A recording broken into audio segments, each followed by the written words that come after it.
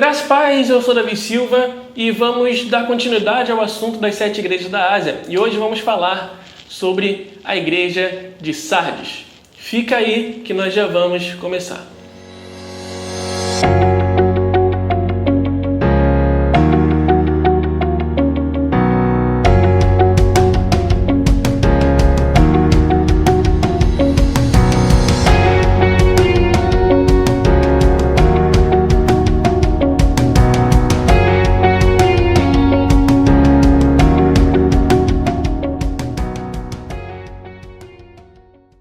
Antes de iniciarmos o assunto, não deixe de se inscrever no canal, ativar o sininho para receber as notificações, obviamente, e curtir e também comentar e compartilhar com seus amigos para que nós possamos crescer como canal e também para que sua vida possa crescer espiritualmente através das palavras e estudos que colocaremos aqui neste canal. Valeu? Apocalipse, capítulo 3, do versículo 1 ao versículo 6. Ao anjo da igreja em Sardes escreva: estas coisas diz aquele que tem os 7 Espíritos de Deus e as 7 estrelas. Conheço as obras que você realiza, que você tem fama de estar vivo, mas está morto. Jesus já começa a se apresentar dizendo que ele tem os 7 Espíritos de Deus e que ele tem as 7 estrelas. Jesus Cristo já está falando que ele tem tudo. Ele é o dono de tudo. Vocês não têm nada. Tudo que existe é meu, porque fui eu quem fiz. Quem instituiu a igreja fui eu. Quem fez os céus e a terra fui eu. Então é tudo meu. Vocês não têm absolutamente nada. Eu sou o dono de tudo. E aí ele já vai dizer de cara: conheço as suas obras, mas você tem fama de que está vivo, mas você está morto. Existem diversas formas da gente entender do que é estar vivo, mas estar morto. A igreja de Tiatira trabalhava, sério, de verdade, mas tinha vacilado porque estava tolerando Jezabel, aquela mulher, aquela profetisa. Já a igreja em Sardes, podemos dizer que trabalhava, mas não trabalhava por causa de Jesus. Trabalhava por obrigação. A palavra de Deus diz que eu tenho que fazer, então vou fazer porque é isso. Sim, temos que fazer porque a palavra diz, mas temos que fazer com alegria. Porque, como o apóstolo Paulo ele fala em Coríntios 13, eu posso profetizar, posso falar a língua dos anjos, língua dos homens, posso fazer tudo. Se eu não tiver amor, de nada vai adiantar. Vai ser como um metal, um sino que retine. Ele tem um barulho, mas por dentro dele é vazio. Talvez as pessoas de Sardes estavam trabalhando, sim, mas sem amor pela causa, sem ter motivação correta para trabalhar. É possível a gente fazer uma coisa certa com os motivos errados. Só que a igreja de Sardes era exatamente assim.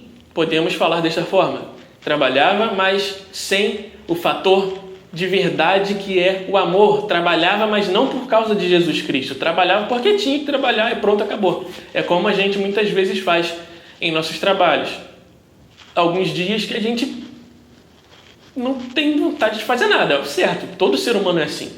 Desde o gerente até o cara mais baixo da empresa. Tem dias que nós não temos vontade de fazer absolutamente nada e que temos vontade apenas de ficar em casa deitado. Mas temos que ir trabalhar, porque é nossa obrigação.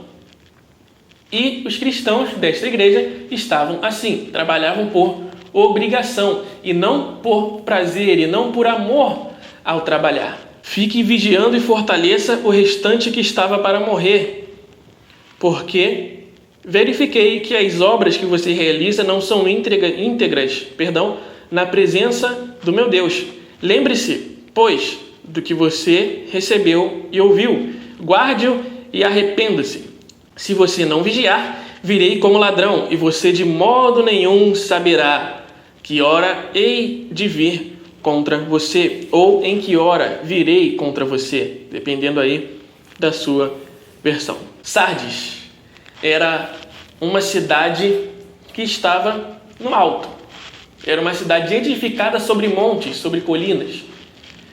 E por causa disso, eles tinham um poderio, digamos, militar bom, por causa de sua posição, por causa de sua colocação. Então os inimigos vinham, lá de baixo eles viam que os inimigos estavam vindo e venciam. Eles eram invencíveis nas guerras. Mas, por causa desse fator de serem privilegiados, eles eram muito confiantes. E por causa disso, os inimigos vieram e invadiram a cidade. Por causa dessa falta de vigilância, os inimigos estavam olhando e viram os soldados descer e subir, descer e subir. E nisso eles conseguiram bolar uma estratégia. Quando eles não estivessem com a guarda alta, com a guarda armada, quando eles estivessem com a guarda baixa, invadiriam a cidade e a destruiriam por dentro. E foi isso que eles fizeram. A cidade de Sardes perdeu por causa disso. Eles entraram infiltrados na cidade sem que eles vissem e destruíram a cidade de dentro para fora. E aí a cidade de Sardes perdeu. Por isso aí que Jesus Cristo fala: se você não vigiar, virei como ladrão. E de modo nenhum eles vão saber, porque foi o que aconteceu. Esses inimigos vieram como ladrão, eles não sabiam, não viram e simplesmente destruiu tudo. E ele fala para que eles guardem e que ele viu que as obras dele não eram íntegras, como assim, como a gente já disse. Eles poderiam trabalhar por obrigação. Eu tenho que trabalhar, tenho que ir para a igreja, tenho que ir na consagração, tenho que ir lá na frente tocar, porque senão vão brigar comigo. Eu tenho que fazer isso, eu tenho que fazer aquilo.